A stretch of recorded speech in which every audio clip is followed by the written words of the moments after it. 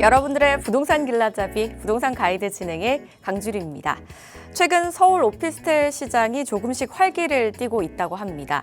매매가가 뛰고 거래량도 늘어나는 추세인데요. 2021년 이후에 이제 오피스텔 등과 같은 수익형 부동산은 금리 인상이나 수요 부족 등의 영향으로 투자자들의 관심권에서 조금 멀어졌었는데요.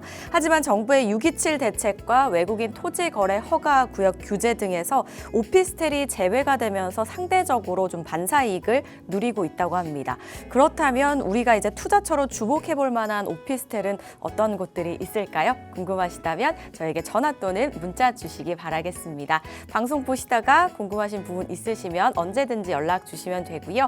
02-2638-3964번, 서울 전화 02-2638-3964번으로 전화 주시거나 또는 샵 3989번으로 궁금하신 내용 적어서 지금 바로 보내주시기 바랄게요. 자, 그럼 부동산 가이드 오늘도 힘차게 출발하시죠.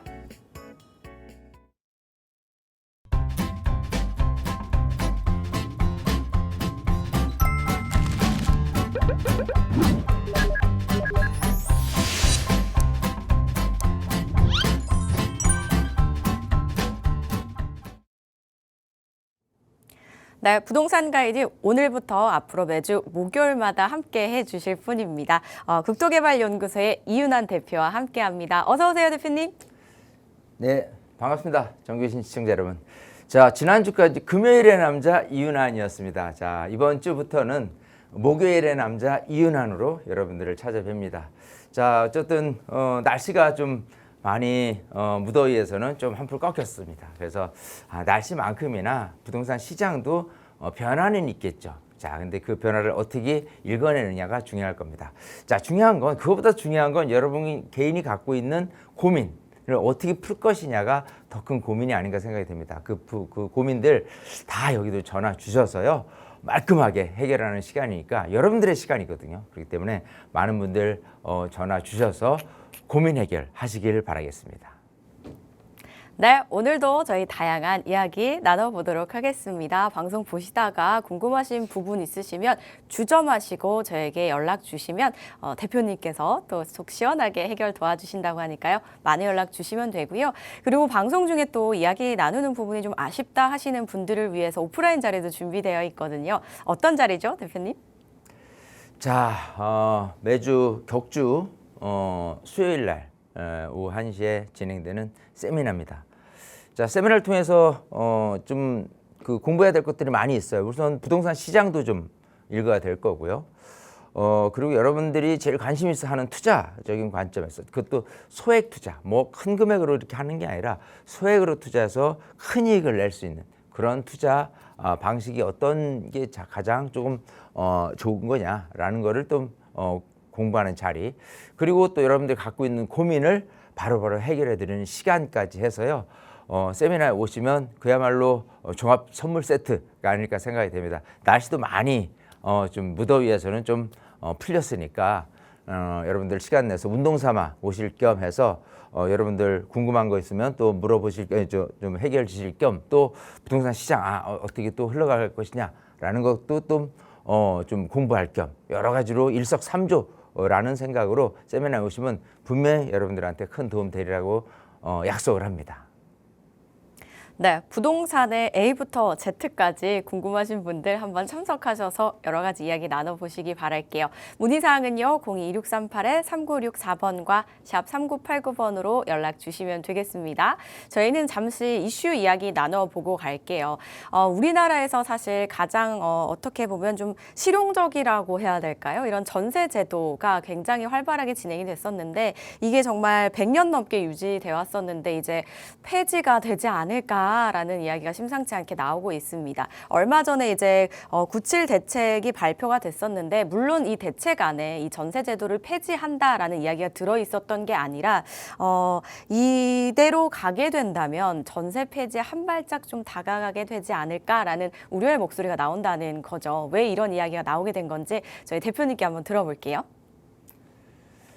자, 뭐 전세 제도가 폐지된다. 사실 오랫동안 우리나라가 갖고 있는 이제 거주 형태 시스템적인 부분인데 뭐 하루아침에 이렇게 없어지는 거는 아니겠지만 서서히 전세에서 월세로 전환되는 그런 모습이 지금 그려지고 있다라는 부분이고요.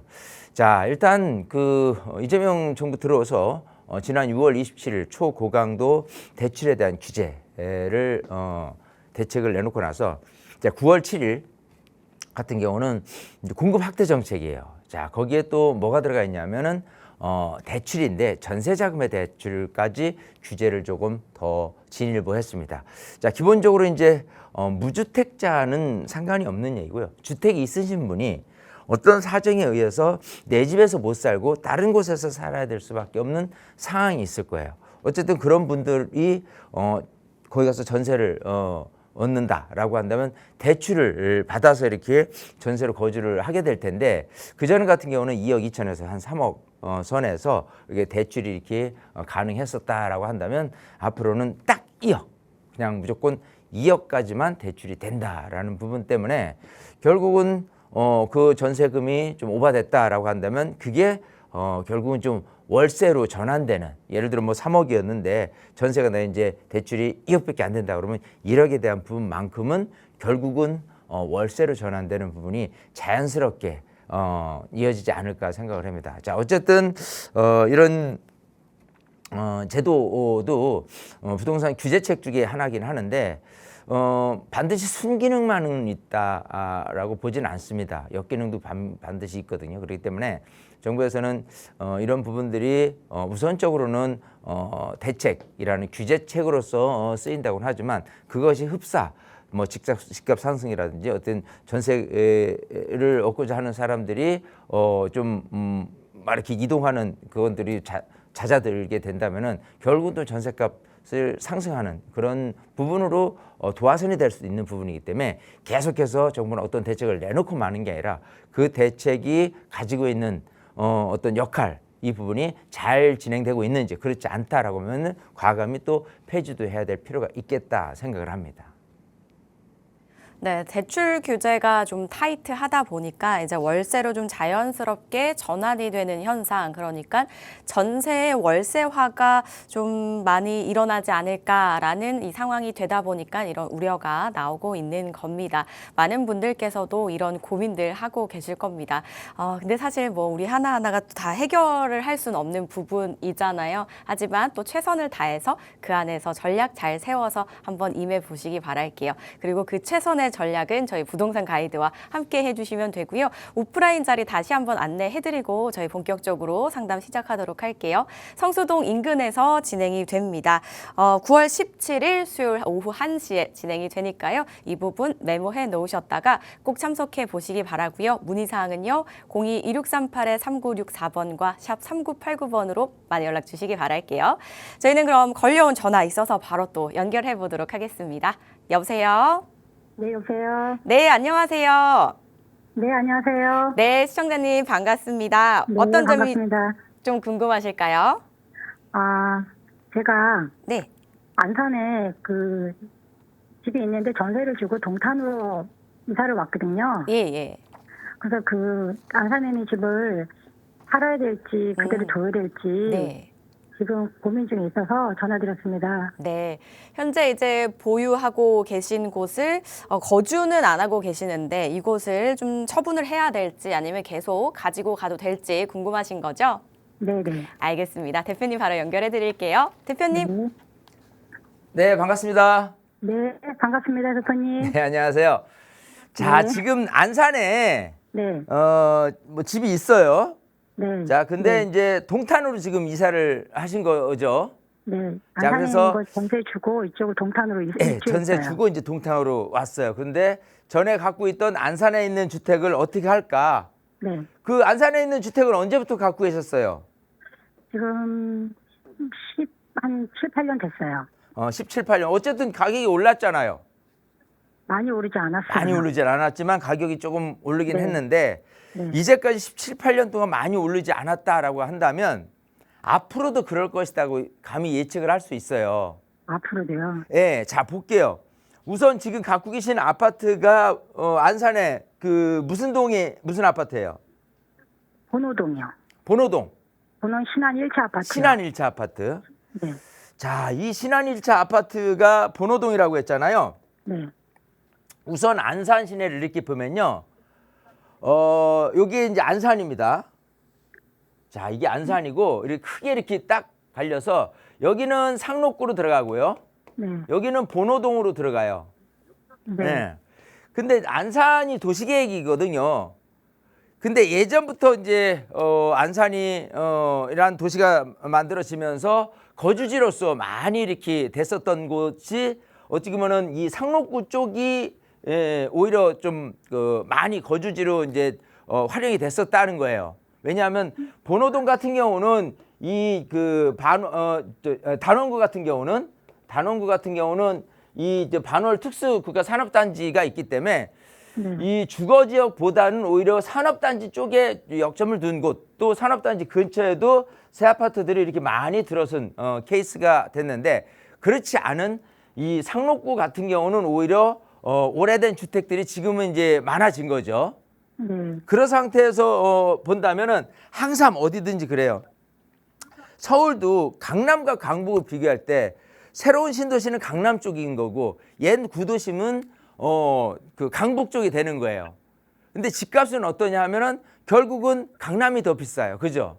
네. 그렇듯이 안산 전체를 따진다고 본다면 다는 아니지만 대체적으로 예전부터 주거지로서 활용했던 상록구 쪽이 강북, 단원구 쪽이 오히려 강남이라고 비유될 수 있다라는 생각이에요. 아. 자, 그리고 또 하나는 지도를 좀 자세히 들어가서 보면은 이 신안 아파트가 90년대 입주를 했잖아요. 신안 아파트가. 근데 이제 이 세대 수도 커요. 2000세대가 넘으니까. 네네. 예. 자, 여기는 뭐 이 아파트만 있는 게 아니라 뭐 한양, 태영, 우성, 월드 해가지고 이 주거지 아파트 단지로는 규모가 제법 큰 편이거든요. 네. 근데 얘가 이제 그 90년대 초반에 입주를 했으니까 재건축도 바라볼 수 있을 거 아니에요.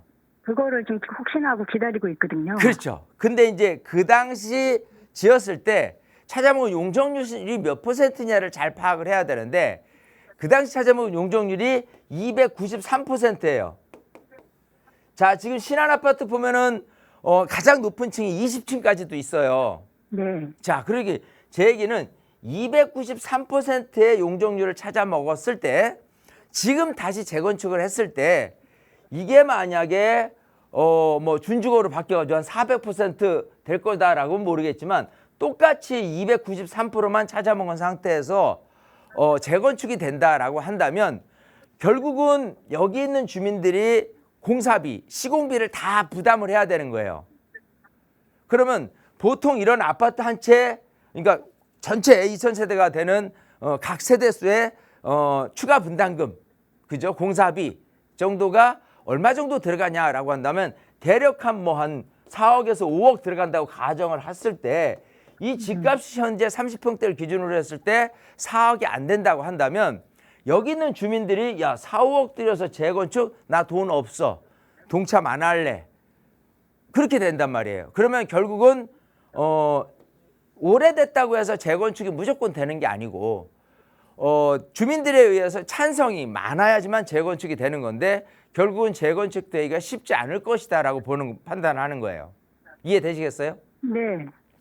여기뿐이 아니라 뭐 서울 주변도 다 그래요. 그러니까 이게 우선 사업성이 있냐 없냐라고 판단하는 그 기준은 옛날에 찾아보면 용적률이 낮냐 높냐를 따지는 거거든요. 지금 이쪽 말고 그 위쪽 중앙동이나 이쪽 보면은 이 아파트들도 오래된 아파트들이 많이 있잖아요. 네. 예, 여 성포동이라 이런데 여기는 저층으로 지어졌단 말이에요. 그래서 저층으로 지었다는 소리는 이제 고층화가 될 수 있으니까 일반 분양 물건을 많이 만들어낼 수 있어요. 그 일반 분양은 다른 사람한테 분양을 해서 거기에 자금이 들어오면 그걸 시공비로 충당을 하기 때문에 조합원들의 추가 분담 금액이 많이 주는 거예요. 그게 사업성이라고 하거든요. 그런 측면에서 봤을 때 우리 시청자님이 갖고 있는 이 아파트는 주변 여건이나 환경은 다 좋은데 물론 이제 재건축에 대해 기대치는 있는데 실상 뚜껑 열어서 재건축이 될 수 있느냐를 주민들한테 물어본다면 야 4억 5억 그 정도 돈을 내고 새 아파트를 한다고? 나 그런 돈 없어. 가진 돈 없어. 그리고 그런 거를 뭐 원하지 않는다라는 주민들이 많다라고 한다면은 사업은 안 되는 거예요. 종국적으로는 재건축이 언제나 될 수 있냐면 나중에 정말 이 아파트가 도저히 안전진단에 의해서 거주하기는 너무 힘들다라고 한다면 특단의 조치에서 어떤 대책에 의해서 재건축을 할 수밖에 없는 상황에 놓이겠지만 지금은 90년 초에 입주를 한 아파트가 앞으로도 10년, 20년 그런 안전진단에 문제가 생길 가능성은 없다는 거예요. 그리고 아까 얘기대로 추가 분담금이 많이 냈을 때 주민들이 동조를 안 한다라는 부분에 단점이 있어요. 그래서 이 부분은 우선 지금 동탄으로 새 아파트로 이사를 잘 가셨잖아요. 네. 그죠? 이제 일석이주택 기간은 3년 안에만 팔면은 비과세예요. 뭐 세금이 그러니까 많이 올랐든 적게 올랐든 어쨌든 2년이 비과세라는 아니고 부분을 3년인가요? 예? 2년이 아니고 3년이에요? 3년이에요. 3년. 저희가 2년이 아니에요. 3월 1일에 입주했는데 네. 그러면은 그러면은 2028년 3월 이전에 팔면 돼요.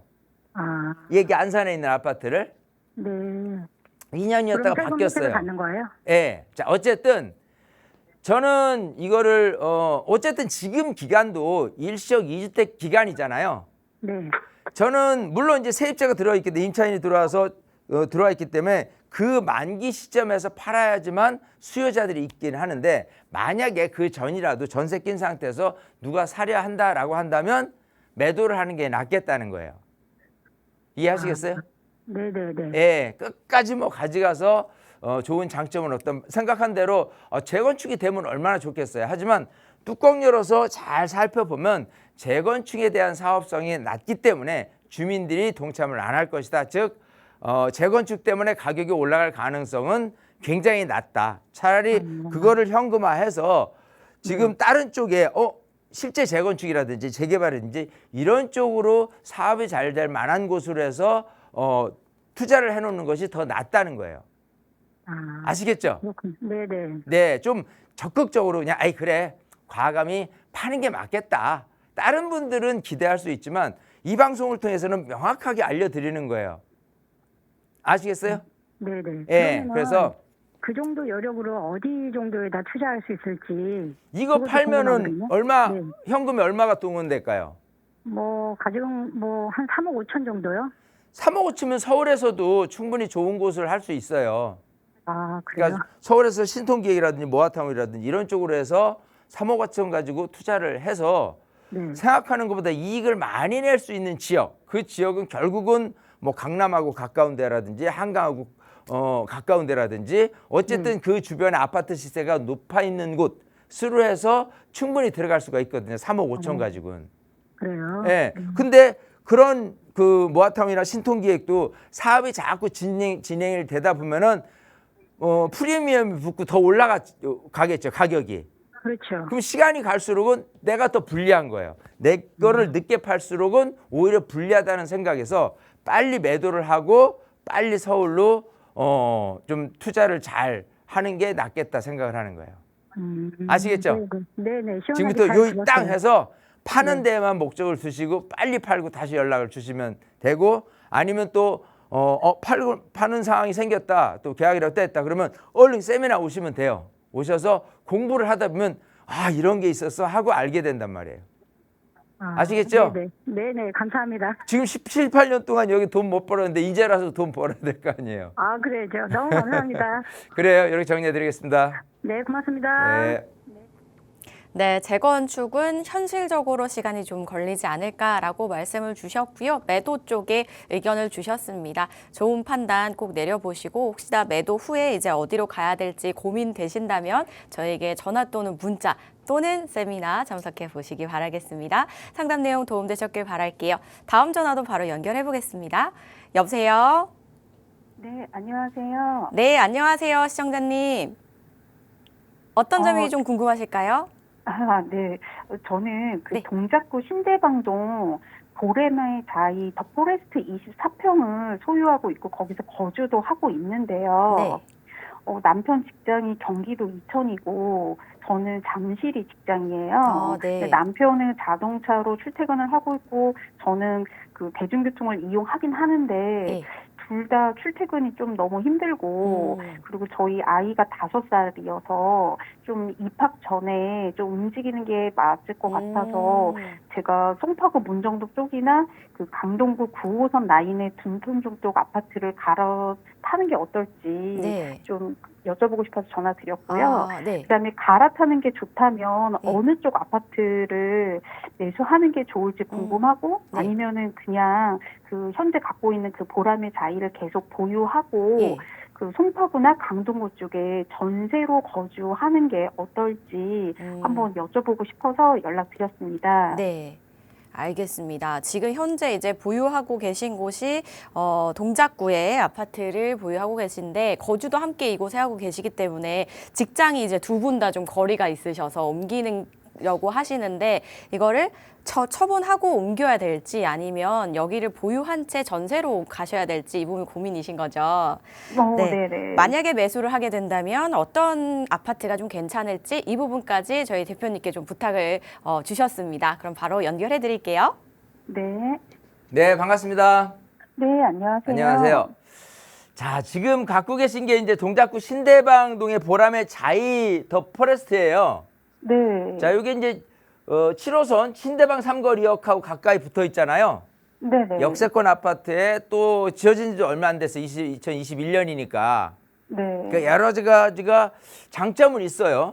자, 근데 지금 두 분의 직장이 본인은 잠실이시고 네. 또 남편분은 경기도 이천이란 말이에요.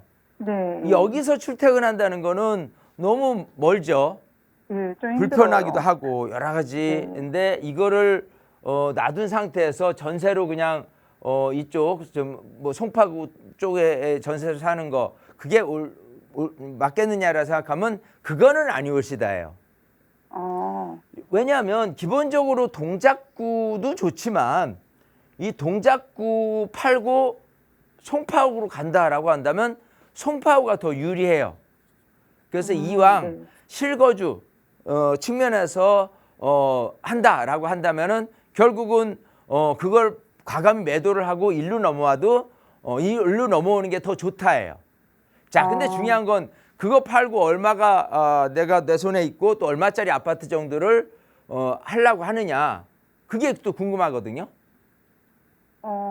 지금 저희는 최대 한 11억에서 한 12억 정도? 11억에서 선에서, 12억짜리 아파트를 매입할 네. 계획을 갖고 있다라는 거잖아요. 네네. 자, 좋습니다.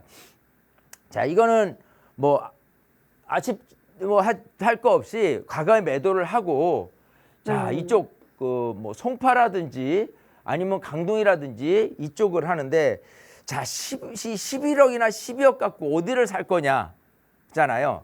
자, 우선은 우리 시청자님 본인은 잠실 쪽에 직장이라고 하셨어요. 네. 그죠? 그리고 자녀가 지금 5살이라고 했고요. 네. 그럼 이제 학교도 들어가야 되잖아요. 학군도 무시 못 하잖아요. 그쵸. 그리고 남편분은 또 이천으로 차량으로 이제 출퇴근을 할 것이고. 네. 자, 그러면 어느 정도는 좀 정해지는 게 아무래도 경기도 이천 쪽으로 이렇게 출퇴근을 한다라고 한다면 이 고속도로라는 측면도 있지만 무조건 고속도로 붙어 있다고 해서 다는 아니에요.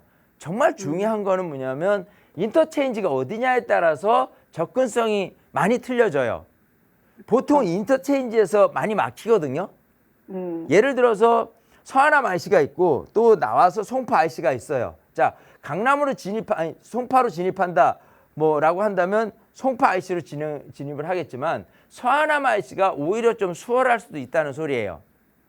자, 그쵸. 그런 측면에서 조금 더 구체적으로 딱 들어가 보면 송파 쪽에서 그 정도 금액으로 들어갈 만한 곳이라고 한다면 결국은 문정동이라든지 이 가락동이라든지 아니면 거여동이라든지 마천동이라든지 이쪽에 있는 아파트들 중에서 역세권에 있는 아파트가 아닌 역하고 좀 먼 아파트를 선택할 수밖에 없어요. 예. 자, 근데 저는 그거는 맞지 않는다라고 보이는 거예요. 왜냐하면 이 송파 같은 경우도요. 점점 가격이 꾸준히 올라오는 곳은 당연히 잠실 쪽에 있는 아파트는 가격이 계속해서 올라요. 한강변이기도 하고 여러 가지 주거 인프라, 뭐 공원 여러 가지가 좀 잘 돼 있어요. 학군도 당연히 높고. 근데 여기는 비싸단 말이에요. 그러면 같은 송파라고 하더라도 그래도 여기 대신해서 갈 만한 곳이 어디냐라고 한다면 결국은 이렇게 지하철 노선에 있는 근처에 있는 아파트들이 강세지, 그렇지 않은 지하철역하고는 한 15분, 20분 정도 걸린다라고 한다는 거는 결국은 송파 안에서도 인기는 적어요.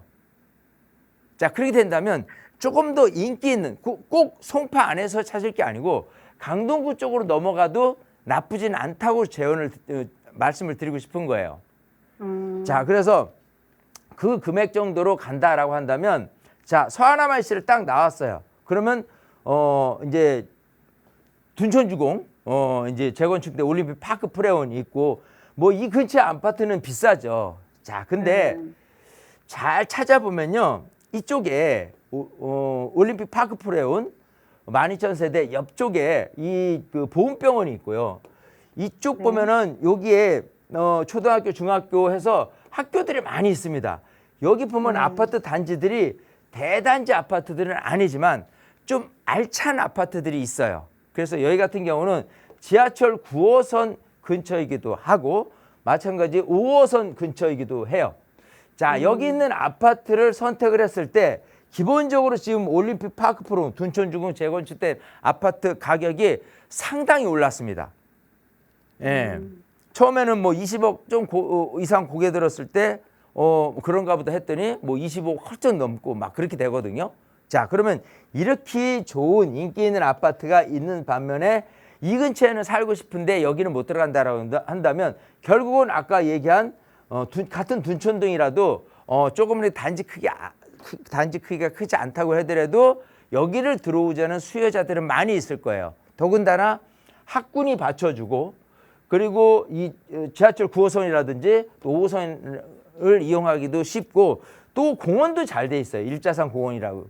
이제 여러 가지 측면에서 보면은 이런 식으로 수요층들이 좀 이렇게 좋아할 만한 것, 그거를 내가 갖고 있어요. 즉 내가 살고 있는 아파트가 갖고 있어야 다른 분들이 전세도 더 들어오고 싶어 할 거고, 이걸 집을 사서 들어오고 싶어 할 거란 말이에요. 그러니까 아까 얘기한 대로 문정동이나 뭐 오금동이라든지 뭐 이런 아파트들 중에서 가격이 당연히 송파니까 강동보다는 좀 비쌀 거 아니에요. 근데 결국은 지하철하고 먼 거를 선택을 할 바에는 차라리 지하철 가까운 이 강동구에 있는 아파트를 선택하는 게 훨씬 유리하다예요. 그렇게 된다면 결국은 자연스럽게 이 남편부도 서하나마을시를 통해서 아주 근접된 곳으로 해서 이천도 이제 출퇴근이 아주 용이하고, 또 마찬가지 뭐 이 지하철이 가까우니까 이 우리 시청자님도 출퇴근, 잠실 쪽으로 출퇴근하는 것도 용이할 거고, 또 중요한 건 지금 5살배기짜리 아기의 학군적인 측면도 좀 굉장히 좀 업그레이드 될 가능성이 있단 말이에요. 그런 측면에서 보면 뭐 일석삼조라는 측면에서 이 둔촌동에 있는 아까 얘기한 아파트들이 조금 더 유리한 곳에 있으니까 거기 좀 아파트들을 조금 밀도 있게 좀 샅샅이 좀 뒤져서 거기로 빨리 가시는 게 좋겠다. 그러려면 우선 지금 신대방에 있는 아파트를 과감히 던지셔야 돼요. 빨리 던지고, 왜냐하면 신대방의 아파트가 먼저 오를까 아니면 얘가 먼저 오를까를 생각을 해보면 얘가 먼저 오를 가능성이 있다는 거예요. 아시겠죠? 지금은 네. 대출 규제 때문에 굉장히 조금 전체적으로 얼어붙어 있는 듯 하지만 실제로 내가 꼭 매입을 해야 되겠다는 사람들의 심리가 조금씩 반응이 일어나고 있어요. 즉 이게 좀 시간이 길어지면 길어질수록 좀 둔감해집니다. 그런 부분에 대해서 민감도에서 점점 떨어져요. 그러면은 집을 사야 되겠네, 이런 부분이 생겨났을 때 얘가 더 먼저 오를 것이다 라고 판단을 한다면 그걸 과감히 빨리 매도를 하고 여기를 빨리 매수하는 게 더 낫겠다는 거예요. 아시겠죠? 네. 네, 그렇게 해서 빨리 움직이시길 바라겠습니다.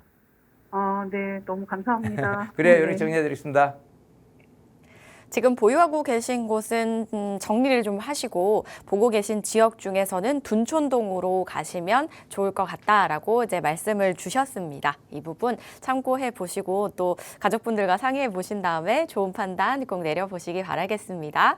상담 내용 도움되셨길 바랄게요. 자, 이렇게 고민 있으시거나 어떤 결정을 내려야 될지 모르겠어요 하시는 분들 저에게 전화 또는 문자 주시면 됩니다. 02-1638-3964번 그리고 샵 3989번 활짝 열려 있으니까요. 많이 연락 주시기 바랄게요. 저 이번에는 문자 하나 또 만나보고 가겠습니다. 8827님께서 보내주셨는데요. 가양동에 이제 재건축 아파트 하고요. 망원동에 있는 모아타운 빌라를 보고 있는데 각각 이제 재건축과 재개발이라는 특징이 있습니다. 그래서 둘 중에 어디를 투자하는 게 더 좋을까요? 라고 보내주셨습니다. 선택이 쉽지는 않을 것 같아요. 그 부동산을 잘 모르는 실수요자 입장에서는. 하지만 대표님 입장에서는 굉장히 좀 쉽지 않을까 생각 들거든요. 어떻게 하면 좋을까요? 자, 그래요. 굉장히 어떻게 보면 많은 분들의 질문이기도 합니다. 자, 보세요. 가양동에 있는 아파트 단지들이 이렇게 한강변에 쫙 걸쳐 있어요. 자, 그런 상태에서 여기가 새 아파트가 된다라고 한다면 인기가 좋겠죠. 자, 이쪽은 마곡지구 또 아파트 가격도 높은데 가양동 같은 경우는 한강변 이라는 장점도 있고요. 이 9호선 라인에 대한 뭐 교통 이 호재도 있어요. 교통이 좋죠. 자, 그런 측면에서 재건축만 된다라고 한다면 좋겠죠. 자, 상대적으로 이 마포구 망원동 같은 경우도 장점이 한강변이에요. 여기도 마찬가지 새 아파트가 들어선다라고 한다면 당연히 좋겠죠. 자, 그러면 둘 다 얘는 재건축, 건축, 얘는 재개발 이라는 측면에서 어떤 게 뭐 사업성이 좋냐 뭐부터 해서 여러 가지를 장점이나 단점들이 있을 거냐 생각하면 이렇게 보죠. 많은 분들이 재건축이라는 부분이 좀 더 유리할 것이다라는 생각을 가지고 있는 분들이 사실은 많이 있습니다. 왜냐하면 지금 현재 일단 아파트고 여기 얼마의 추가 분담금을 해서 얼마 새 아파트로 돼서 하게 되면 좋지 않겠느냐라고 하는데 중요한 건 그거예요. 아까 맨 처음 시청자분에 대한 이 안산 이 아파트에 대한 재건축을 했을 때 추가 분담 금액이라는 부분들을 얘기를 했을 때 추가 분담 금액이 너무 많다라고 한다면 동조를 안 하는 분위기라는 부분이 있을 거란 말이에요. 그런 부분이 재건축 사업을 하는 데 있어서 가장 큰 발목을 잡는 부분입니다. 만약에 공사비를 드리는 데 있어서 가양동이 아닌 강남에서 뭐 추가 분담금 5억이 내세요. 아니면 추가 분담금이 좀 올랐어요. 한 7억 내세요. 그러면 누구라도 내요. 그 정도 갖고 새 아파트 받겠다는데 안 하실 분은 없을 거예요. 하지만 이 가양동만 해더라도 이 원래 태생 자체가 도시개발 아파트예요. 즉 김포공항에서 서울로 진입하는 데 있어서 대한민국 특히 서울에 대한 위상을 높이기 위해서 아파트 군락으로 만든 인위적인 도시이기도 합니다. 곳인데 그렇기 때문에 대형평으로 짓지는 않았을 거예요. 그래서 대부분이 소형평으로 짓었어요. 그래서 소형평으로 짓다 보니까 결국은 집값 자체도 그다지 높진 않아요. 자, 그다지 높지 않은 상태에서 재건축을 하기 위해서 추가 분담금을 얼마 내라고 얘기한다면은 안 해라고 반대를 하시는 분들이 많아질 가능성이 있다는 거예요. 그러면 사업 속도 측면에서 보면은 계속 제자리 걸음을 걸을 수밖에 없다라는 단점이 존재하는 거고 그러면 뭐 이쪽 망원동과 재개발은 잘 될 거냐라고 한다면 또 여기도 문제는 있을 수 있어요. 뭐냐면 빌라를 갖고 있는 분들 같은 경우는요 기본적으로 거의 100% 참여를 합니다. 이 동조를 해요. 하지만 단독이라든지 다가구라든지 상가라든지 이런 분들을 갖고 있는 분들은 반대를 해요. 자, 그래서 만약에 그 사업지가 이런 식 빌라 위주로 구성이 돼서 동의가 잘 나올 것이다 라고 한다면 재건축하고는 틀리게 아직은 추가 분담금이 얼마고 하는 부분에 대해서는 아직은 얘기는 없어요. 우선 동의부터 들어갑니다. 그러면 동의를 잘 차서 조합 설립부터 해서 뭐 이렇게 간다. 나중에 뭐 사업 시행인가 아니면 관리 처분 됐을 때 추가분대 얼마 했을 때 주민들이 이제 우왕좌왕 할 수도 있겠지만 어쨌든 사업 진행이라는 틀에서 본다면은 빌라 구성이 많다라고 한다면 재개발에 대한 사업 속도는 우선적으로 순식간에 진행이 될 가능성이 높다는 거예요. 그런 측면에서 오히려 이쪽 재개발에 대한 사업 속도 측면에서는 더 유리할 수 있다예요. 하지만 만약에 그 사업지가 단독다하고 상가 위주로만 돼 있고 빌라는 아주 조금 분포돼 있다라고 한다면 반대 부딪혀서 사업이 앞으로 나가기가 쉽지 않다. 그렇기 때문에 이 사업지, 그러니까 무조건 재개발이 좋다는 게 아니라 이런 식으로 동의를 많이 할 수 있는 분위기, 또 이런 식으로 구성이 빌라가 많이 돼 있느냐를 판단했을 때 얘가 더 유리하다라는 부분이고요.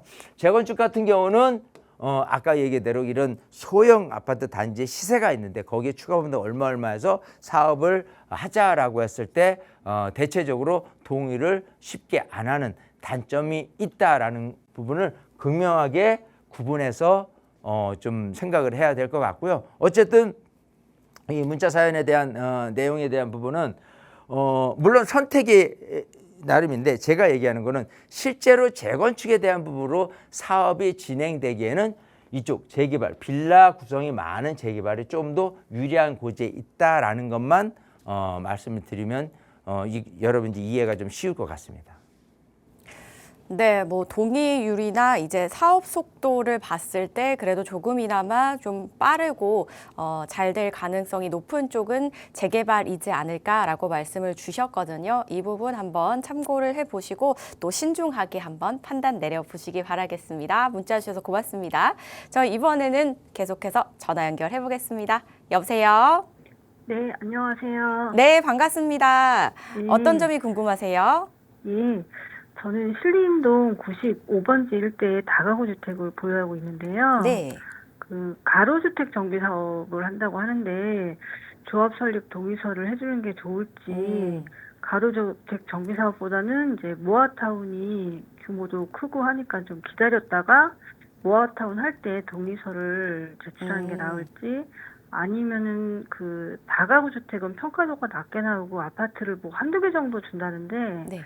차라리 동의서를 제출하지 말고 사업을 반대하는 게 나을지 궁금합니다. 네, 지금 신림동의 다가구 주택을 보유하고 계신데 가로주택 정비 사업에 동의를 해야 될지 아니면 좀 동의서를 거부를 해야 될지 또는 기다렸다가 모아타운을 좀 기다려야 할지 이 부분이 고민이 되시는 건데 어떤 판단이 좀 가장 지금 상황에서 현명한 판단인지 저희가 대표님하고 이야기 나눠보겠습니다. 대표님 도와주세요.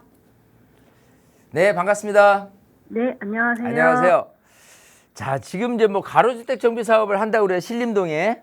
네, 근데 거기 위치가 이쪽 그 서울 이편한세선 서울대 입구 아파트 그 좌측에 있는 이쪽 바운더리 맞나요? 네네. 네, 자, 그래요. 여기에 지금 가로주택 정비 사업을 한대요. 계획 정비 사업을 한다 그러는데 많은 분들이 이제 이렇게 생각을 하십니다. 야, 모아타운으로 가야지. 뭔 가로주택이야. 요거는 조금 세대수도 작고 해서 하는데 모아타운으로 가면은 세대수가 많아지는 거예요. 뭐 단순하게 이렇게 생각할 수 있는데 이 모아타운 내에서요. 이 사업이 가로주택 정비 사업형 모아주택이 있고 소규모 재건축형 모아주택이 있어요. 그러니까 모아타운 내에서 진행하는 이 사업이 가로주택 정비 사업이긴 하는데 그게 모아주택 사업이라는 거예요. 자, 근데 뭔가 순서냐라고 한다면 당연히 모아타운 먼저 지정을 해놓고 그 다음에 그 안에서 큰 틀 안에서 가로주택 정비 사업형 모아주택 또 가로주택 정비 사업형 모아주택 소규모 재건축형 모아주택 이런 식으로 사업이 되면 좋을 것 같지만 이거를 선정하는 것 자체가 길게 걸려요. 그래서 트렌드를 뭐냐면 가로주택 정비 사업을 하는 데 있어서 지금 조합설립 동의서를 걷는다고 했잖아요. 동의서를 걷는 데 있어서 그 동의서가 빨리 진행을 한다라고 한다면 우선적으로 그 조합설립 인가가 떨어지고 나서 단독으로 할 거냐 아니면 확대해서 할 거냐라는 부분에 대해서 통상적으로 이렇게 확대하는 분위기가 많이 생겨납니다. 네. 그러면 그 이후에 모아타운이라는 부분이 스물스물 얘기가 더 나와요. 그럼 모아타운이 선정이 된가 동시에 여기처럼 이미 가로주택 정비사업으로 단독으로 진행하려던 거는 가로주택 정비사업형 모아주택이 되는 거예요, 사업이. 이해되시겠죠?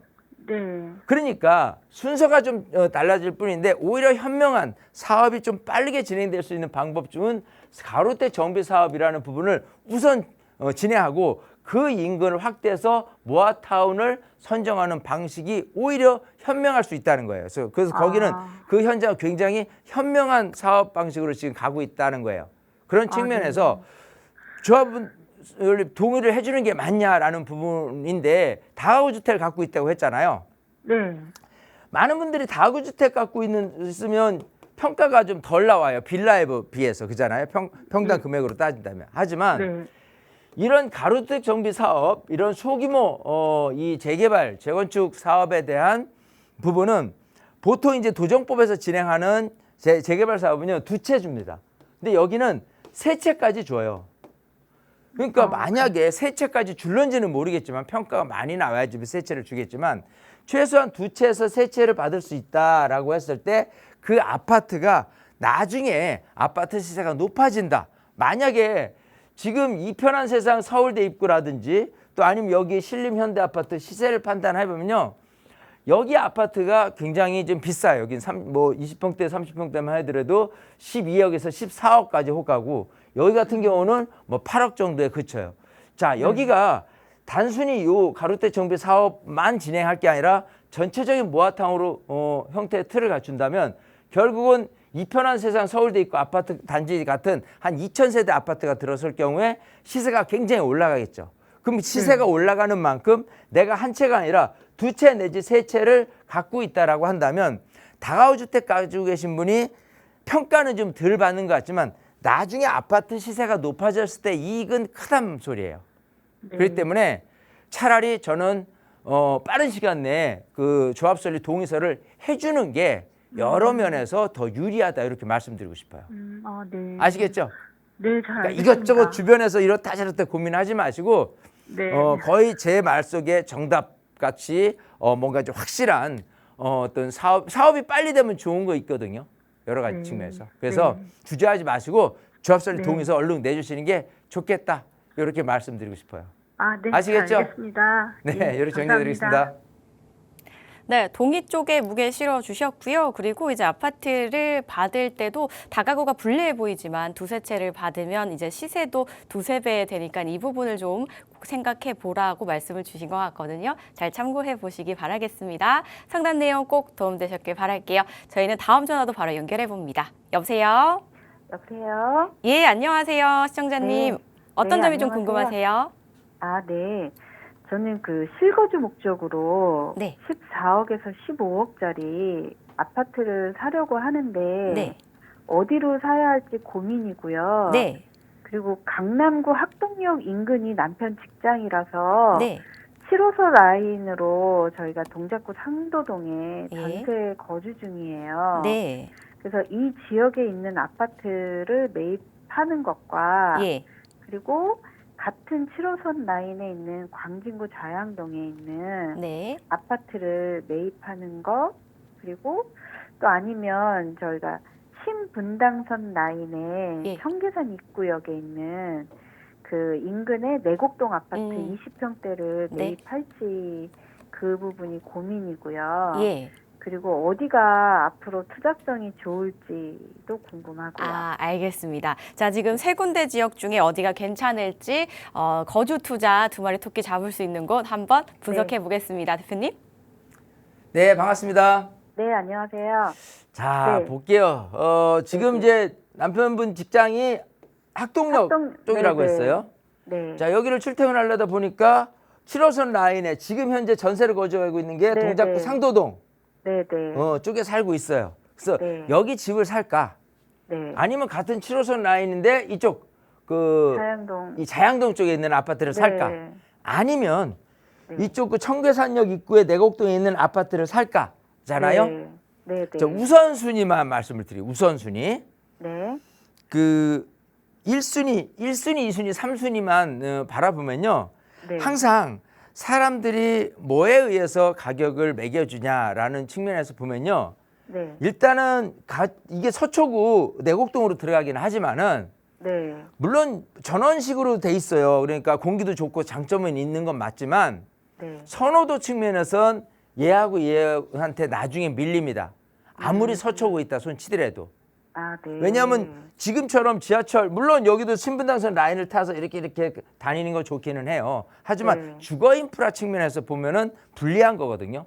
그래서 나중 되면은 얘가 제일 가격이 떨어져요. 3순위. 아, 자, 그리고 얘하고 비교하면 사실 비교를 꼭 하기에는 좀 쉽지는 않아요. 동작구도 좋은 곳이고, 그죠? 광진구도 좋은 곳이에요. 하지만 네. 조금 아파트 시세가 올라갈 수 있다라는 여지를 판단하면요. 역시 한강 접근이 좋은 곳이 더 유리해요. 아. 상도동 쪽도 보면은 위쪽에 흑석동이라든지 노량진 같은 동작구에서 여기보다 가격이 밀리거든요. 네. 같은 7호선 라인이라도 9호선 라인한테 밀리는 거예요. 네. 근데 여기 같은 경우는 지금 바로 7호선 넘어서 이 자양역이라든지 건대입구 사이에 이런 아파트들이 있잖아요. 네. 그러면 여기는 기본적으로 여기 청담이라든지 삼성동이라든지 강남에 있는 집이 비싸기 때문에 바로 한강 넘어서 갈 가능성, 또 이 근처에 뭐 새 아파트가 한강 주망되는 아파트가 뭐 재개발 재건축돼서 들어온다라고 했을 때 아파트 시세가 계속 높아진다라고 한다면 결국은 얘 아파트 가격이 더 올라갈 가능성이라는 거예요. 가능성이 높다는 거예요. 이해되시겠죠? 아, 네, 네, 네. 네, 그래서 7호선 라인으로 생각한다. 만약에 동작구에서 이쪽 흑석이라든지 아니면 노량진이라든지 이쪽을 한번 판단해 보면은 자양동 쪽하고는 좀 비등하다라고 할 수 있는데 네. 나중에 아파트라든지 시세, 선호도 이런 걸 측면을 생각을 해 본다면 네, 7호선 네. 라인은 상도동보다는 오히려 좀 자양동 쪽에 사람들이 더 선호할 가능성이 높다 이렇게 판단을 해요. 아, 이해되시겠죠? 네, 네, 네. 그래서 네, 네, 여기가 네. 1순위, 여기가 2순위, 그리고 아, 네. 여기가 3순위로 해서 말씀을 드렸으니까 우리 시청자님 사항에 맞춰서 네, 움직이시면 네. 좋을 것 같아요.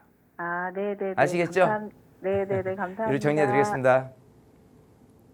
문의 주신 곳 3곳 중에 이제 우선 순위별로 정리를 해주셨습니다. 일단 1순위는 자양동이라는 부분 참고해 보시고요. 이 우선 순위를 토대로 고민해 보신 다음에 좋은 선택 내려보시기 바라겠습니다. 저희 상담은 여기서 정리를 하도록 할게요. 많은 분들 상담에 참여하지 못해서 아쉬우신 분들 또는 좀 더 길고 깊게 이야기 나누고 싶으신 분들을 위한 자리 마련되어 있거든요. 저희 대표님께 설명 들어볼게요. 자, 지금도 우리 시청자님들의 사연을 들으면서 이게 진짜 누구든지 헷갈릴 수 있을 만한 또 뭔가 뚜렷하게 이렇게 답변을 좀 필요로 하는 그런 질문들이 많이 있는데 좀 부연 설명도 좀 해드리고 싶은 부분도 많이 있어요. 근데 이제 시간 제약상 못 해드린 부분이 좀 아쉬움이다. 이 아쉬움을 어떻게 좀 이렇게 좀 더 보완을 할 수 있느냐라고 하면 역시 오프라인에서 만나는 이 세미나 시간을 통해서 이런 여러분들의 사연들, 여러분들의 고민들을 더 또 쿨하게 이렇게 해결해 드리는 시간을 갖게 되는 거고요.